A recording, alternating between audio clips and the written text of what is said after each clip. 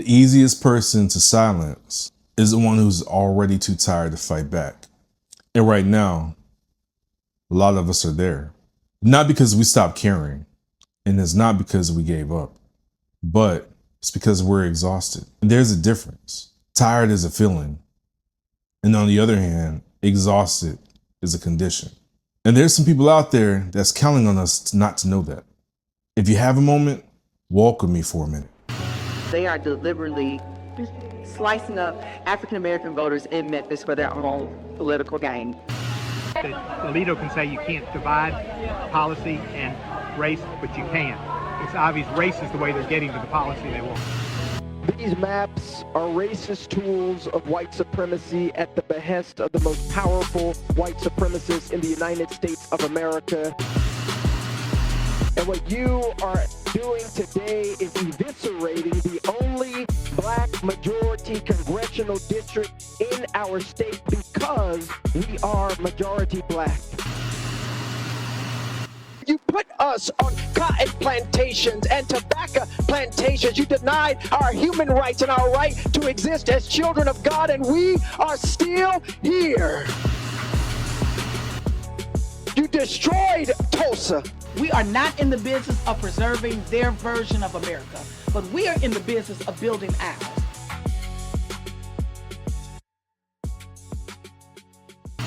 This isn't just about politics. This is about us, our minds, our families, our neighborhoods, our parents who pulled us aside and taught us how to move in a world that wasn't always safe for us, our grandparents who survived things they couldn't always find the words for, and our ancestors who bled, marched, prayed, organized, cooked, cleaned, and built, and raised, and still had to demand the basic right to be seen, people who were accounted for their labor, but not always counted as a human being.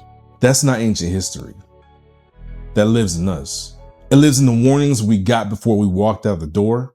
It lives in the lessons we learned before we were old enough to understand why we needed them.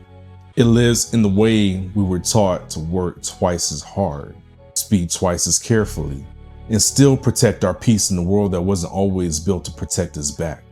So when we hear about voting rights being challenged, when we hear about maps being redrawn, when we hear about majority black districts being cracked apart like somebody rearranging furniture in our house, that doesn't just hit the political side of us. It hits something deeper. It hits a part that remembers, even when we don't say it out loud. Now, let's talk about what redistricting actually is. Because this word gets treated like it's abstract, like it's something that happens over there in the room we're not even invited to. But guess what? It's not over there. It's right here, in our neighborhoods, in our communities. When they redraw the lines on the map, they're not just moving districts, they're separating our voices. They're splitting apart communities that stay together through everything. They're diluting our power that we had to fight too hard just to be heard. And the reason it matters for us specifically is because we know what it feels like when power gets taken and then somebody tries to convince us it was never ours to begin with. We've seen that play before, when majority black districts get cracked, which is the actual term they use. They spread our votes thin across districts where we become the minority in every one of them. Our collective voice gets fragmented. Our representation gets weakened. And decisions that shape our schools, our hospitals, our housing, our safety get made by people who don't have to live with the consequences. And that's no accident either. That's a strategy built by design. And the fact that it makes us feel powerless is part of how that strategy works. That kind of pressure does something to the mind, and we need to be honest about that. We wake up, and before the day gets started, there's another headline, another name, another story that breaks something in us a little more every time. So what do? We scroll past it. Not because we don't care, but because our spirit is already heavy. And the heaviness, it's not weakness. That's what it feels like to carry a generation. That's what it feels like to hold history in your chest while you're still trying to function in your everyday life. But here's where it gets very difficult and it becomes dangerous. When exhaustion becomes a habit, tuning out starts to feel like peace. Silence starts to feel safer than showing up. And before we realize it, we stop paying attention to the very decisions that are shaping our lives. That's a trap.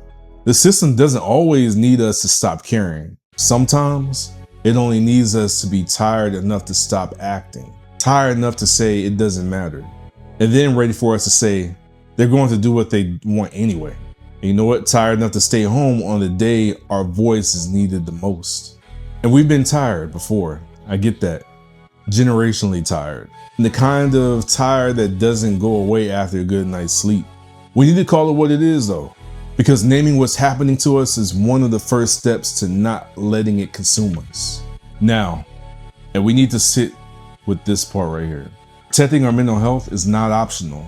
We don't have to consume every headline. We don't have to carry the weight of the whole country on our chest every morning. We don't have to argue with everyone online who says something ignorant. So the things that are necessary is rest, prayer, therapy, journaling, community, and walking away from the noise sometimes that's necessary.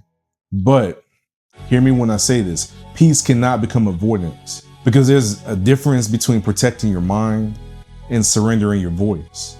We could rest and still be aware. We could breathe and still be informed. We could protect our spirit and still protect our future. That's the balance we need, because our ancestors didn't survive what they survived for us to hand over our rights and power because we're overwhelmed. They were overwhelmed too. They were afraid too. Of course, they were exhausted. And they still showed up. Not because conditions were perfect, but because the cost of not showing up was too high. Our people have always carried pain and the power at the same time. Something right there that's not new to us. We made rhythm out of survival. We made home out of what was left over. We made faith out of fire. And we built culture out of what was meant to erase us. That's not just something to put on a wall. That's our blueprint. So we don't get to disappear inside our exhaustion. We don't. We need to take care of our minds, check on our people, protect our peace. And then we show up, not because the system is fair and not because we owe it anything, but because our absence is too expensive to give up. Voting's not just about a candidate, and clearly it's not just about a party. It's not even about a single election cycle. But voting is one way we tell the world we're still here. Our families are still here. Our neighborhoods still matter. Our children still deserve better. And our elders didn't sacrifice for nothing. And our voice is not something you get to cut into pieces and expect us to not notice it. We're not here to tell anyone who to vote for. That's between you, your values, your research, and your conscience. But what I'm saying is, know what's happening, know your district, know who you represent, know who represents you. Know what changed and when it changed. Know who benefits when our communities get divided.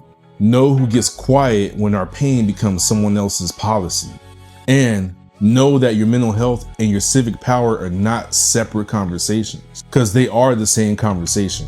Because that feeling powerless will break you down.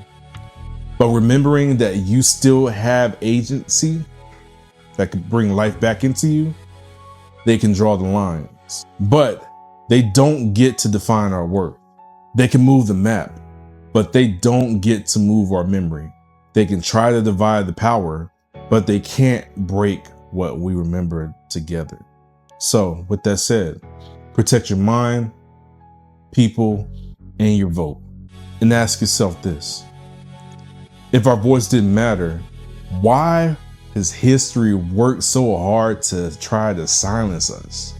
Think about that and sit with it, and then decide what you're going to do with that.